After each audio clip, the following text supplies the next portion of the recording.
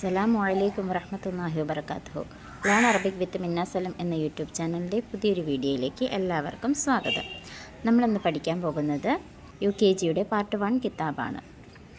അദ്ദറസുൽ ഖാമിസു ജീമുൻ ജബലുൻ. ജബലുൻ ജബലുൻ എന്താണ്? പർവ്വതമാണല്ലേ. ജീമ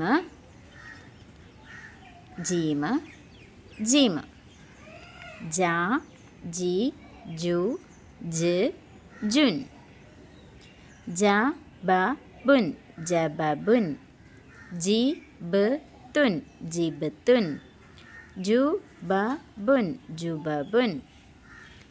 ഇനി താഴേക്ക് നോക്കിയേ. അക്ഷരത്തിൻ്റെ ചിത്രം ഒട്ടിക്കുക. ജീം എന്ന അക്ഷരം എഴുതി ഇവിടെ ഒട്ടിച്ചു വെക്കുക. ഇനി നമുക്ക് ജീമിൻ്റെ ഉച്ചാരണ സ്ഥാനം ഏതാണെന്ന് നോക്കാം. ജീമിൻ്റെ ഉച്ചാരണ സ്ഥാനം, അതായത് മഖ്റജ്. നാക്കിൻ്റെ മധ്യവും നേരെ മേൽഭാഗവുമാണ് ജീമിൻ്റെ മഖ്റജ്. ഇനി നമുക്ക് ആക്ടിവിറ്റിയിലേക്ക് പോകാം. പകർത്തി എഴുതാം. ജീമ് ജ ജി ജു ജ് ജുൻ. ഇതുപോലെ താഴേക്ക് കോപ്പി ചെയ്ത് എഴുതുക. അടുത്തത് ഉറക്കെ വായിക്കാം. അലിഫ് ബാ താ സാ ജീമ്. അടുത്ത ആക്ടിവിറ്റി എന്താണ്? ചിത്രത്തിന് യോജിച്ച അക്ഷരം എഴുതാം. ഇവിടെ കുറച്ച് ചിത്രങ്ങൾ തന്നിട്ടുണ്ട്. ഈ ചിത്രങ്ങളുടെ എല്ലാം അറബിക് വേർഡ് എന്താണെന്ന് നമ്മൾ നേരത്തെ പഠിച്ചിട്ടുള്ളതാണ്. എന്താണ്? ഇവിടെ ഒരു വീടിൻ്റെ ചിത്രമാണ് തന്നിരിക്കുന്നത്. ആദ്യം വീടിന് എന്താ പറയുക? അറബിക് വേർഡ് എന്താണ് വീടിൻ്റെ? ബൈത്തുൻ. അപ്പോൾ ആദ്യത്തെ അക്ഷരം ഏതാണ്? ബാ. ഇനി അടുത്തത് ഉടുപ്പിൻ്റെ ചിത്രമാണ് അല്ലേ, ഡ്രസ്സിൻ്റെ ചിത്രമാണ്. വസ്ത്രത്തിന് എന്താ പറയുന്നത്? സൗബുൻ. അപ്പോൾ ഇവിടെ ഏതക്ഷരം എഴുതേണ്ടത്? സാ. ഏതക്ഷരമാണ്? സാ.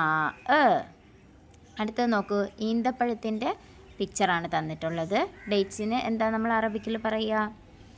തംറുൻ. അപ്പോൾ ആദ്യത്തെ അക്ഷരം ഏതാ എഴുതേണ്ടത്? താ. കണ്ടോ? താ. ഈ താ ആണ് ഇവിടെ എഴുതേണ്ടത്. അടുത്തത് എന്താണ്? മലയുടെ പിക്ചറാണ് അല്ലേ, പർവ്വതത്തിൻ്റെ പിക്ചറാണ്. പർവ്വതത്തിന് എന്താ പറയുക? ജബലുൻ.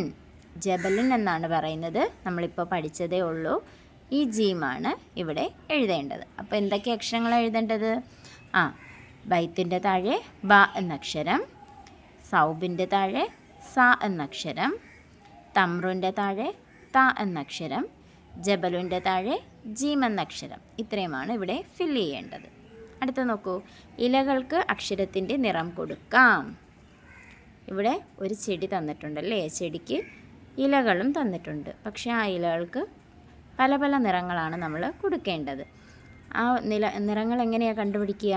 ആ ഇലകളിലെല്ലാം ഓരോ അക്ഷരങ്ങൾ തന്നിട്ടുണ്ട്. ആ അക്ഷരത്തിന് ഓരോ നിറവും ഉണ്ട്. അപ്പോൾ അലിഫ് എന്ന അക്ഷരത്തിന് എന്ത് നിറമാണ് കൊടുക്കേണ്ടത്? റെഡ് കളറാണ് കൊടുക്കേണ്ടത് അല്ലേ. അപ്പോൾ ഇവിടെ എന്ത് കളർ കൊടുക്കും? റെഡ് കളർ, ചുവന്ന നിറമാണ് ഇവിടെ കൊടുക്കേണ്ടത്. അടുത്ത ബ എന്ന അക്ഷരത്തിന് ബ്ലൂ കളറാണല്ലേ, നീല നിറമാണ് കൊടുക്കേണ്ടത്. അപ്പോൾ ഇവിടെ ബ എന്ന അക്ഷരത്തിന് നീല നിറം കൊടുക്കണം. അപ്പോൾ ഈ ഇലയ്ക്ക് നീല നിറമാണ് കൊടുക്കേണ്ടത്.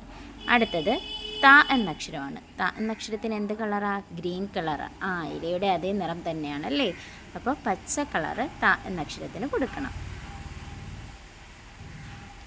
അടുത്തത് സ ആണ്.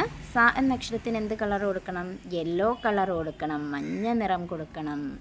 അടുത്തത് ജീമാണ്. ജീം എന്നക്ഷരത്തിന് എന്ത് നിറമാണ് കൊടുക്കുക? പിങ്ക് നിറമാണല്ലേ.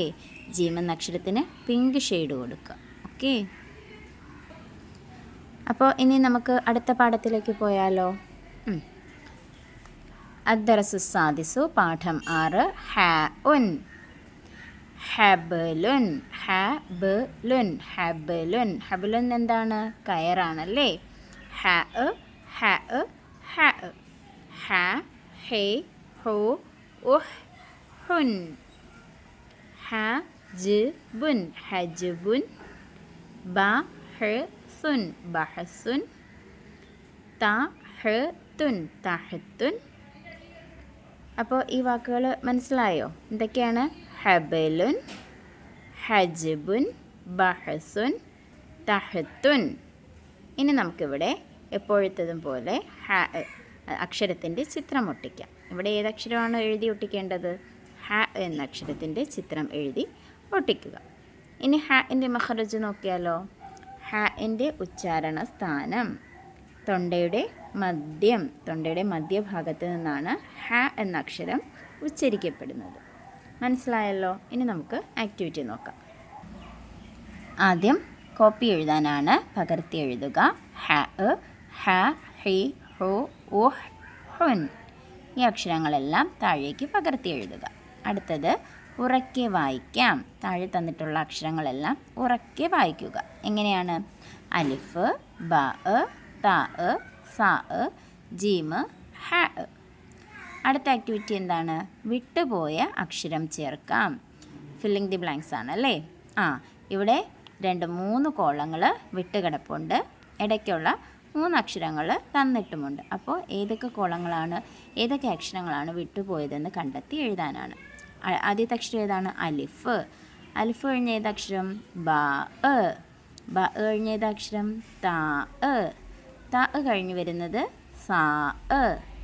സ കഴിഞ്ഞാലോ? ജീമ്. ജീമ് കഴിഞ്ഞാൽ ഹ.